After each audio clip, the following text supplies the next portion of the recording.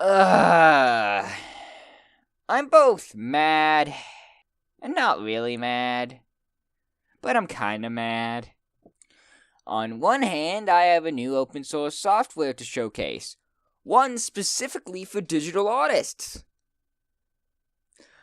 On the other hand, as of writing the script for this, I just finished writing the GIMP overview, which I had to scrap because this program is objectively better. I found this thanks to the Blenders Institute movie called Tears of Steel, where its goal was to make a movie purely from open source software. I looked up one of the programs, used it for a bit, and then I slammed my head into the desk and decided to replace GIMP with this program for the guide. The name of the program is Krita, also known as the Swedish word for crayon. Much like GIMP, Krita is a raster-based graphics editor, though it does have elements of vector graphics as well. On top of that, many of the plugins for GIMP are already included into Krita, such as Layer Styles and Gimmick. It even has a built-in animation workspace. This includes the ability to import files to become your frames for the animation, so you can always draw out the sketch traditionally on another program, and then import it into Krita for the cleanup. You have pretty standard tools in Krita. You got your selects, shape transformations, fills, gradients, color select, layers, layer mask. Interestingly, all the drawing and painting tools are simplified into one brush tool, while the presets act as those specific brushes that you would see in other programs, and there's a lot more options than your average editor. This also includes the eraser, which is just a checkbox. No, I'm not kidding. Look at that. As I said earlier, you can also have vector objects much like you can in Illustrator, which I always found good for things like text. I have mixed feelings about the Calligraphy Brush, though. Look, guys, I'm not even gonna lie, it's mostly a preference thing, but it's an important preference if you're thinking that this will work like Paint Tool Sci or Illustrator. Using the Calligraphy Brush is way different. It's kind of hard for me to explain, and I'm going to try to explain it in the simplest terms I can, but I hope the visuals that I'm going to show on screen will illustrate much better than my words can at the moment.